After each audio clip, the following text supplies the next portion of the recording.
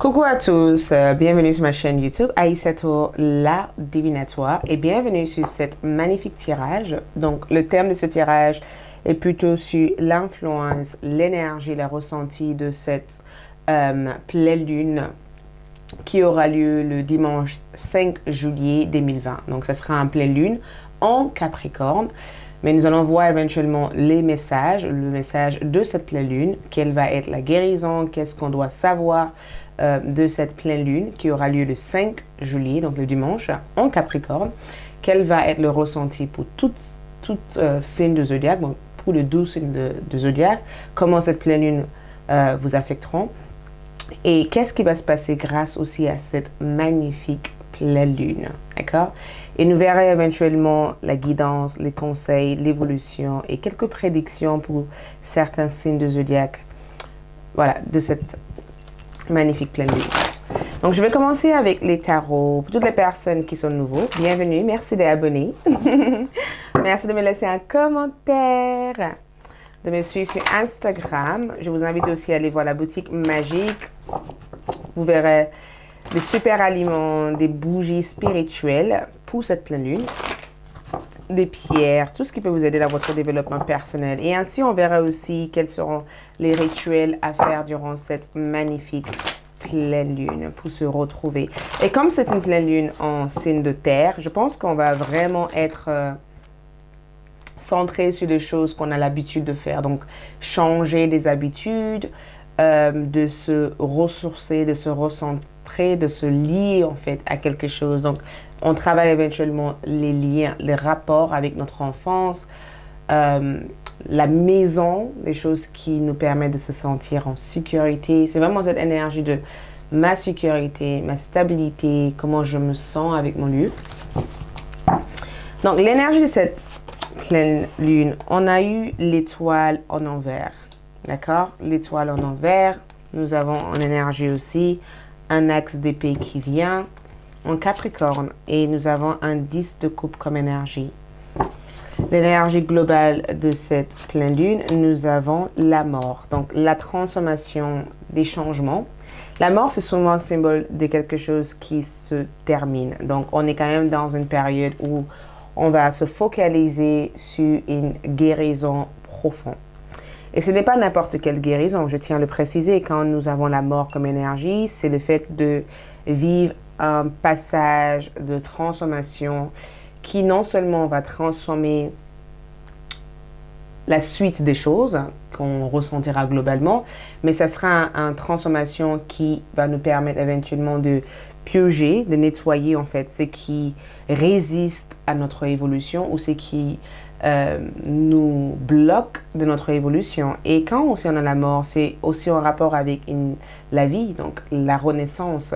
C'est aussi en rapport aussi avec un certain lâcher-prise. C'est aussi en rapport avec cette notion de entrer dans une nouvelle transition, dans une nouvelle phase importante de votre vie. Donc, on peut aussi travailler sur le rapport que nous avons, le rapport que nous avons avec nous-mêmes, mais surtout le rapport que nous avons avec certains souvenirs qui ont été très oppressés en fait.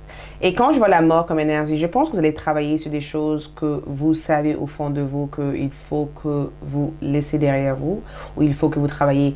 Il n'y aura pas forcément de surprises avec cette énergie, parce que quand je vois la mort comme énergie, j'ai le sentiment que c'est plutôt vous qui prenez l'initiative en disant écoute, je pense que ça ne fonctionne plus pour moi, je n'arrive pas à évoluer dans cette énergie, il faut que je fasse le grand saut, il faut que j'avance sur quelque chose d'autre.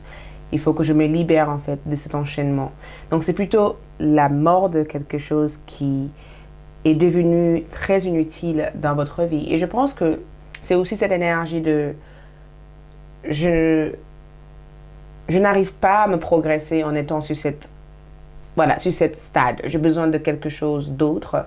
J'ai besoin d'une pulsion, j'ai besoin d'une autre énergie. Donc vous pouvez éventuellement avoir ce sentiment que pour pouvoir évoluer, pour pouvoir changer, il faut que vous laissez quelque chose à laquelle vous avez le sentiment d'avoir un attachement vers. Donc, si vous vous sentez attaché à quelque chose et que vous ne pensez pas vivre sans cela, vous allez avoir un envie avec cette pleine lune en Capricorne de faire un travail là-dessus et logiquement ou consciemment de se dire, bah écoute, il est temps de mettre fin à cette façon ou cette logique ou cette façon d'être.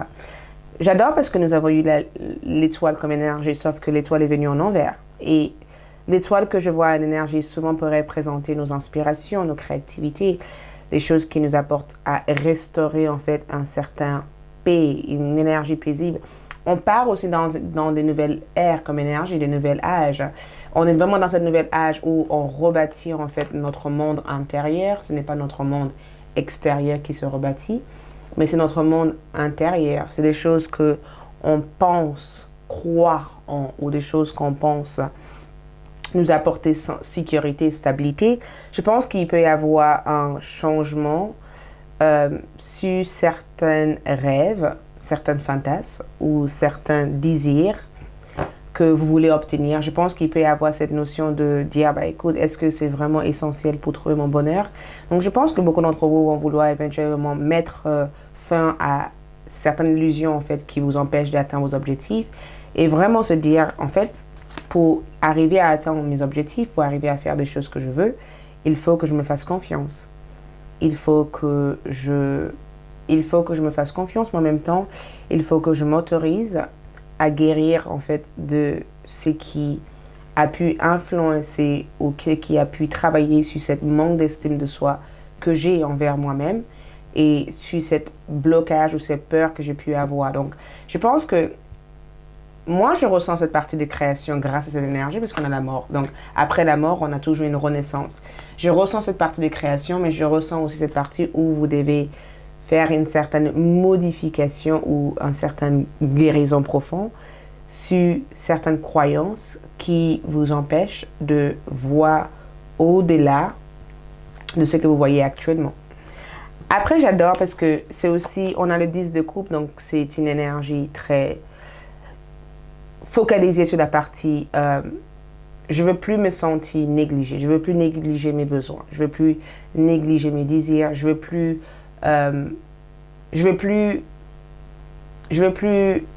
m'empêcher en fait d'avoir du temps sur les choses que je devais faire en fait. Je veux plus être je veux plus bloquer mes rêves.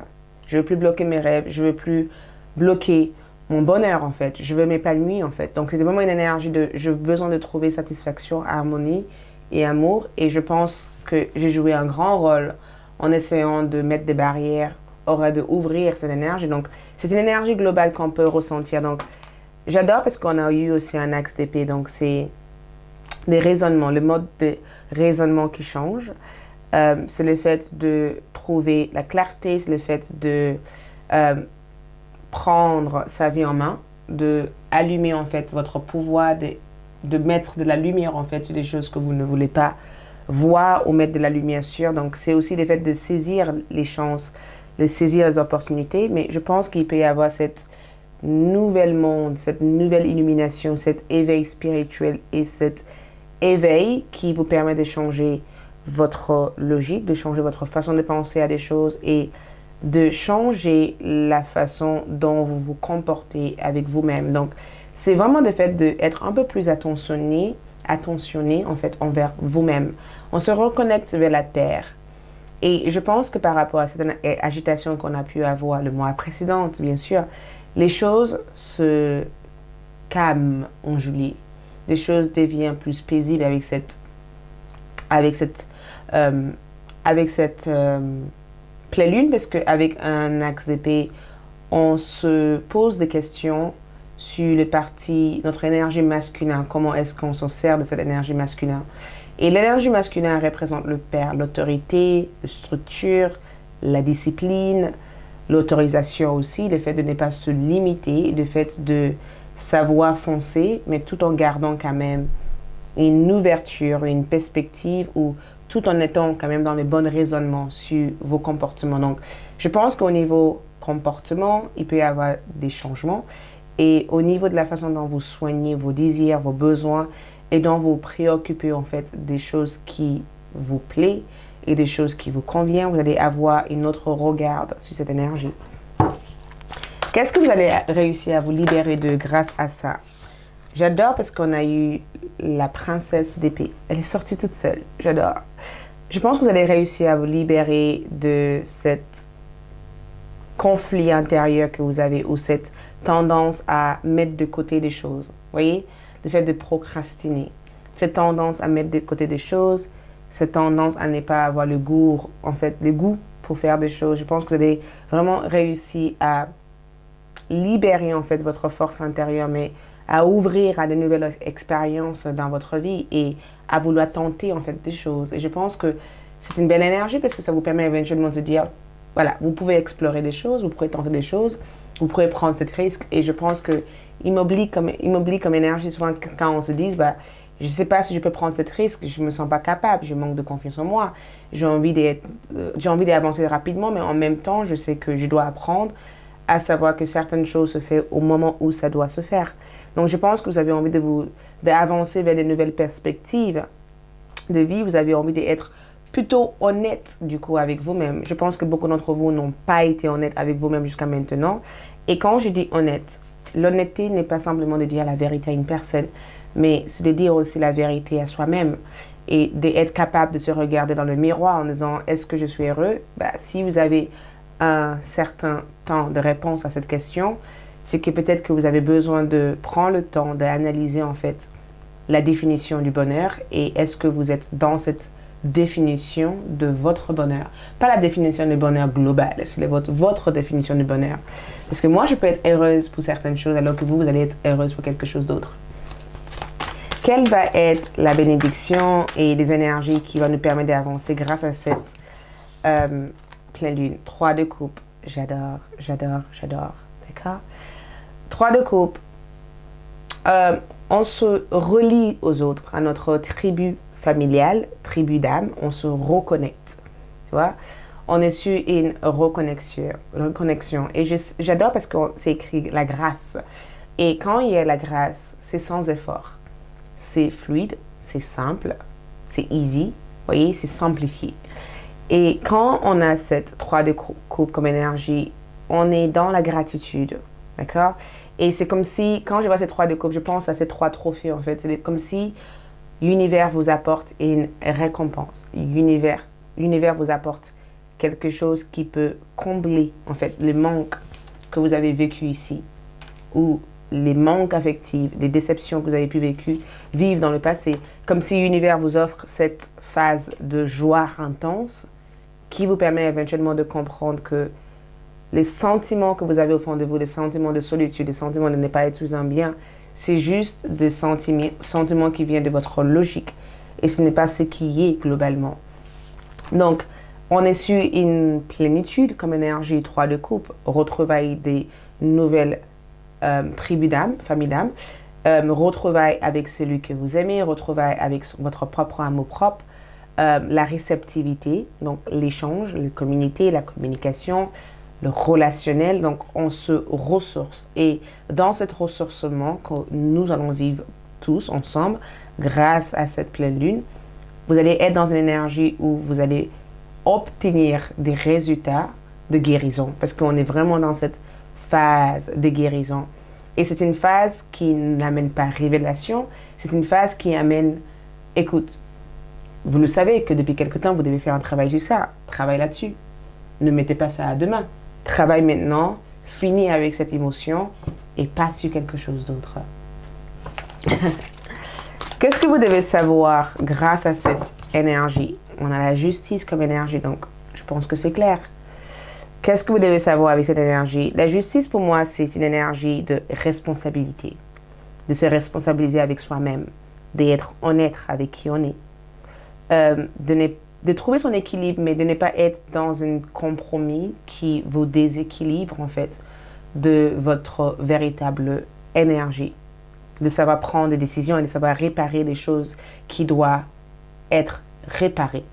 Et quand ce n'est pas en équilibre, c'est que ça apporte beaucoup de problèmes et c'est que ça ne vous permet pas d'avancer. Donc, ce que vous devez savoir, c'est que on est dans une phase de purge, une phase karmique. Il va y avoir un nettoyage karmique grâce à cette pleine lune. Donc, autorisez-vous en fait de vivre cette expérience comme une phase de « je dois mettre ça en place pour que quelque chose de mieux puisse entrer dans ma vie. Je dois être dans la justesse. Je ne dois pas, mais je désire être dans ma justesse.